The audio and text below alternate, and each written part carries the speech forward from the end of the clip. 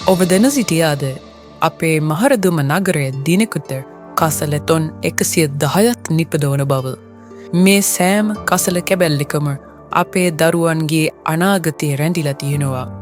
කසල කළමනාකරණය හුදෙක් නගර සභාවේ වගකීමක් නොව අප සැමගේ හදවතේ තිබිය යුතු වගකීමක්. ජර්මනී ජපානී වැනි රටවල් මේ පෙන්වා දෙනවා.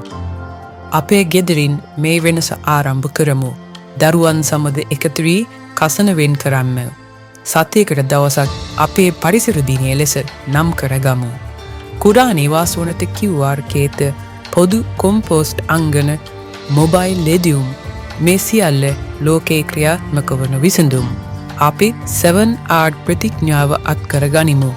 Rethink, refuse, reduce, repair, reuse, regulate research යම 7R ප්‍රතිඥාව.